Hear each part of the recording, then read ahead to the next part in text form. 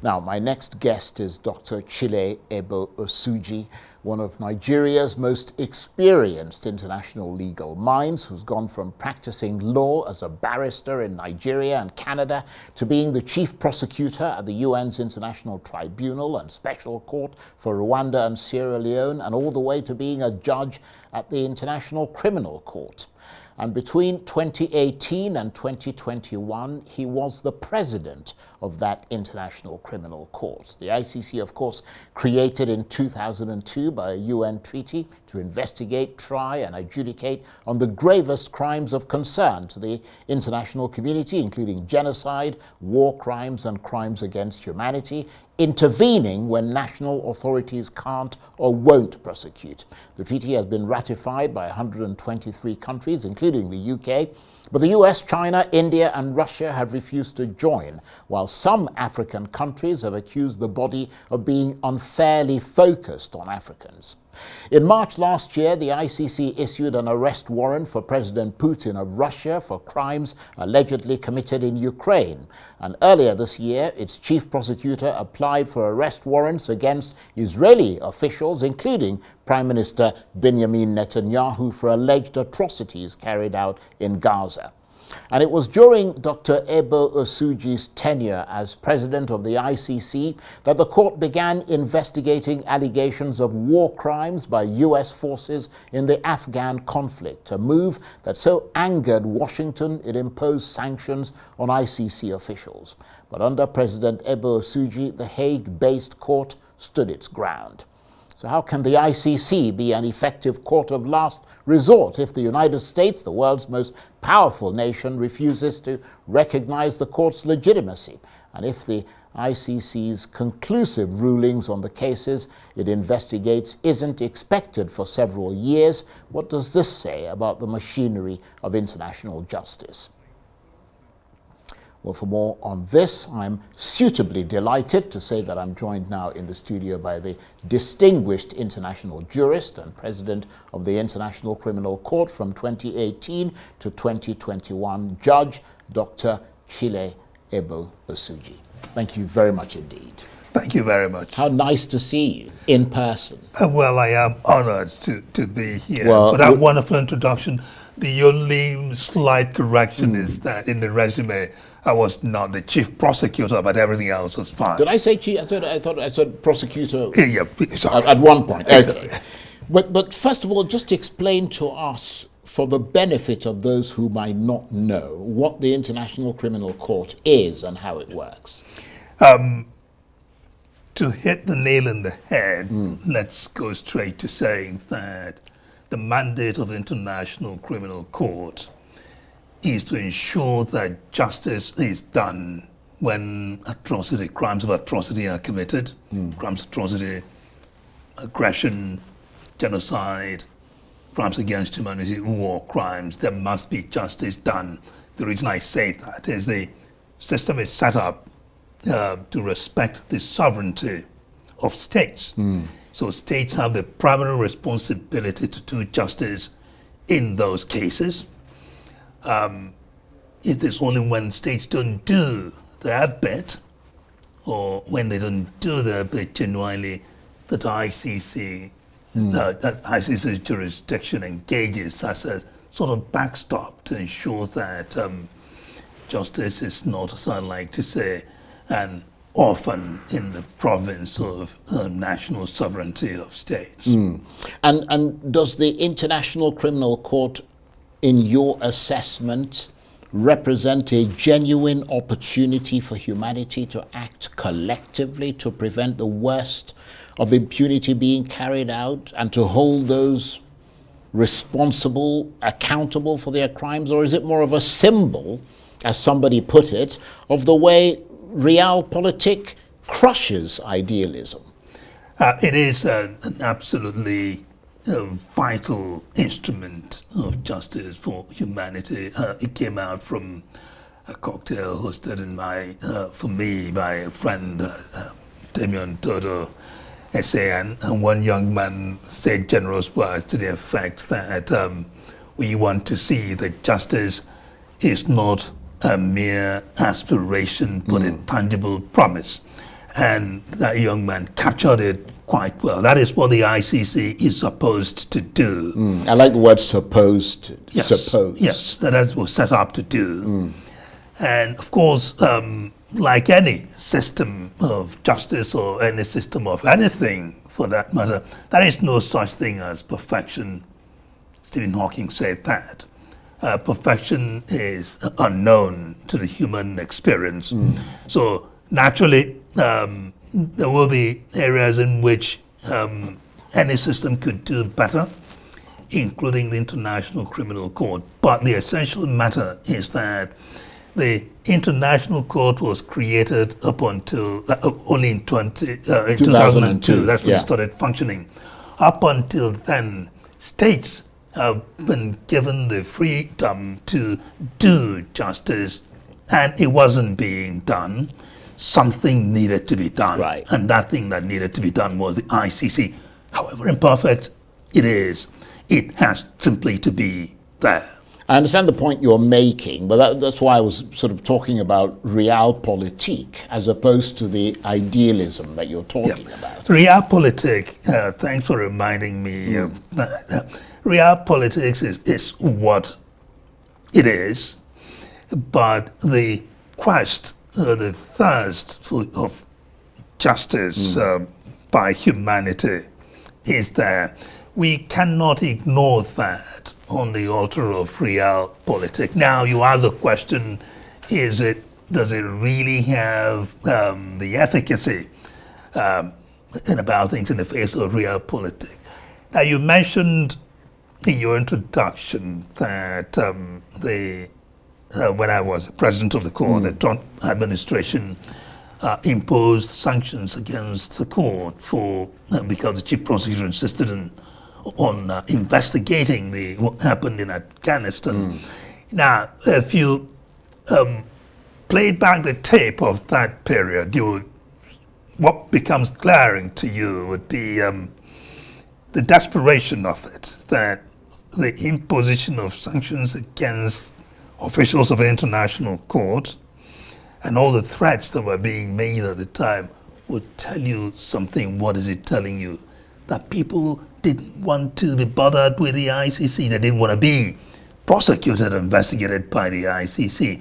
That means people really were worried about the ICC. That was the reason for those threats and sanctions. If you didn't have that, they would have said, all right, we don't care about the ICC. But the reality is you can't actually say that because ICC can render decisions that can trouble you. Now, when I was also the president of the court, who was part of my job was the court's chief diplomat, so, meet heads of state and ministers who come around, and they will tell me, especially heads of state from the African continent, ministers from the African continent, they will say, Charles, thank God for the ICC. If not for the ICC, that last election we had would have been bloody. Would have been a lot more, violent. But at the same time, a lot of those same countries, for example, in Africa, at one point, Kenya wanted to lead a mutiny against the courts. Because they wanted to lead a lot of people away from the court. Why was that? Because the court, that's exactly the point, because the court insisted on investigating, or the prosecutor insisted on investigating and prosecuting the events of the Kenya post-election violence of 2007. But also because the court was giving the impression that it was focusing on Africa particularly, to the exclusion of other places around the world. The court was not given that impression deliberately. Of course, the way things lined up, it looked like that. Now, but we also need to be careful with that view of it. Why do I say that? Well, the argument that Africa, that the court was focusing on Africa, says nothing at all about the allegations being made. We have to begin by saying, no, these things didn't happen. It's not enough to say, well, yes, it may have happened, it doesn't matter, you just go look elsewhere. Or if everybody else is not being gone after, then don't come after me. The victims of those atrocities none of them would have complained that the ICC was interested in doing justice at their instance. You wonder who it is that's making all this complaint about the Africa, that the ICC focusing on Africa. Some might say victims of injustice elsewhere would actually be envious of African victims because ICC was doing something about their plight Right. at the expense of other places. Well, I mean, to be fair, you during your time, as you mentioned there, as president of the International Criminal Court, that was when you faced arguably one of your biggest political tests, if you like. That investigation you were talking about of war crimes by U.S. forces in the Afghan conflict. I wonder if it occurred to you at the time that the case would become so controversial and difficult that it would lead to the U.S. imposing sanctions on officials of the court, or as you put it, acts of coercion against an international court of justice. Well, it did not occur, not in the sense that, in sense of impossibility, right? It didn't occur in the sense of propriety. That's something that a country that prides itself as a beacon of civilized conduct, beacon of rule of law, would actually descend to the point where its chief executive will be threatening judges with malicious prosecution. And that was, of course, under Donald Trump, Yes, wasn't exactly. it? Yeah. So that's that. So it's in that sense that it was most surprising. Not that it was, surprising in the sense of what human beings are capable of doing. Nothing surprises me about what human beings can do. If you've worked in this line of business, you know that. Of course, having felt that pressure, intense pressure from the U.S. government, I mean, you still managed to resist it, which is very commendable to you when you were president there. But let's turn to, for example, the things that have happened after you left the court. I mean, let's turn to Israel, for example, the request for an ICC arrest warrant for its Prime Minister Benjamin Netanyahu and others linked to the war in Gaza. Israel, of course, considers that warrant to be illegitimate, and it is not a signatory to the court. So even if arrest warrants are issued, Mr. Netanyahu does not face any immediate risk of prosecution, does he? Not immediate. It will not face an immediate risk of prosecution, but that is not the end of the story. That's not to say that he will never face risk of prosecution. There are things that happen along the way. ICC does not have, an international police force that can descend in and arrest anyone and take them. ICC would depend on the cooperation of states to implement its arrest warrants. And this is where the rub of the thing comes in. There are many countries around the world who respect the judgments and decisions of the ICC. And member states of the ICC, there are now 124 of them. Now, apparently, it looks like Ukraine may or may not join. So 124 have an obligation to arrest anyone that is subject of an ICC arrest warrant. That includes European Union states under that obligation because all of EU are members of the But then that ICC. raises that question that we talked about earlier of Realpolitik, because what about the arrest warrant, for example, that has already been issued by the ICC for Vladimir Putin, the president of Russia? Because, I mean, we heard earlier today that Mr. Putin will visit Mongolia in early September. And, of course, Mongolia is a member of the ICC and is therefore legally obligated to arrest him and hand him over to the ICC. But it's clearly not going to comply with that demand, is it? Well, I cannot speculate on what Mongolia may or may not Well, do. it's invited him, and That's it's it. intending to, shake hands and have a jolly good time with him. Well, there are processes of dealing with that. We shouldn't focus on the instances where a system doesn't work, or some people decide to flout the system. We need to focus on those many instances where the system is respected. You mentioned the same Mr. Putin did not go to South Africa, did he? No. No, that's true. He Exactly. changed his mind. Well, not just he changed his mind. Well, the South Africans said they weren't going to arrest him anyway. Well, but he didn't go. Yeah. So he said he was going to go, he didn't go. So one can speculate about that. Now, we know that EU states have said, look, ICC issues an arrest warrant. They will arrest whoever is the subject of that arrest warrant. So we can, again, let's be clear about one thing. The international system is not perfect. It is notorious for the lack of, self-implementation. It relies on states Absolutely. to effectuate the processes. So if states don't live up to their part of the bargain, the problem is with those states, not with the order itself. So the focus of criticism is often unduly placed on the international structure that we know is built in that way, rather than people focusing on those aberrant states and entities who refuse to make the system work the way it is designed to work. So the brunt of your question should be on Mongolia for saying, look, come along, somebody, you're a member state of the Rome Statute, but we're not going to arrest a subject of the ICC arrest warrant. You should be giving Mongolia a hard time. You should be giving any member state of the ICC that doesn't live up to its obligation the hard time. The question it's is not the ICC. Yeah.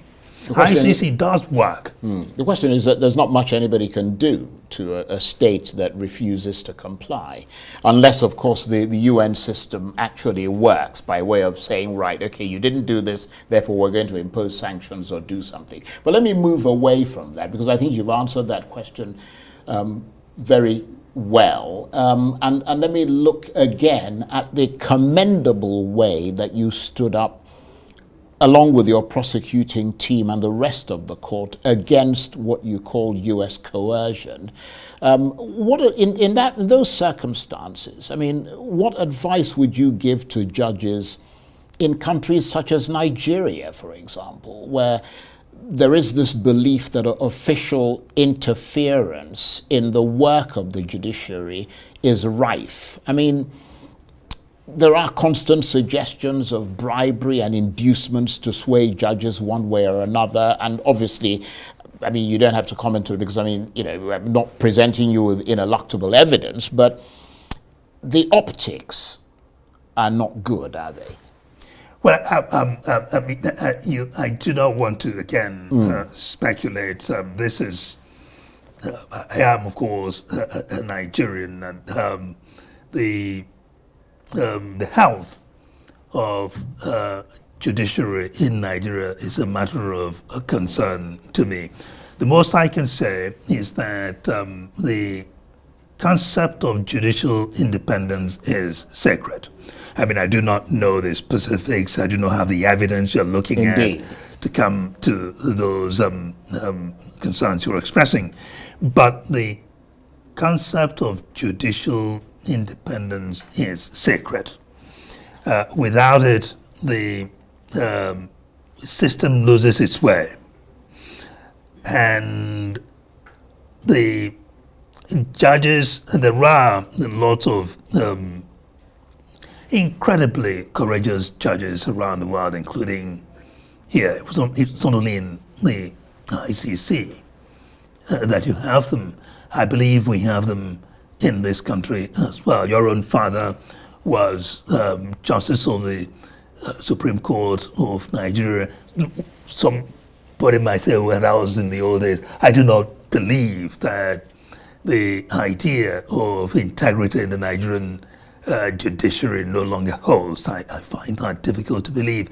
There will always be challenges, but it is up to the judiciary to stand up. Now, I do believe that the judiciary judges are not a delicate lily.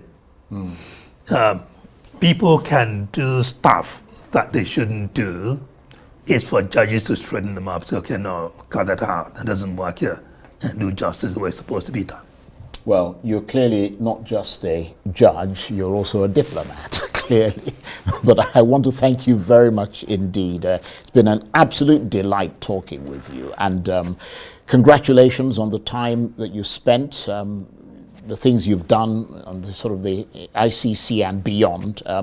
Judge Dr. Chile Eboe-Osuji was the president of the International Criminal Court from 2018 to 2021, and he is, of course, a noted and very distinguished international jurist. Thank you very much indeed. Thank you very much.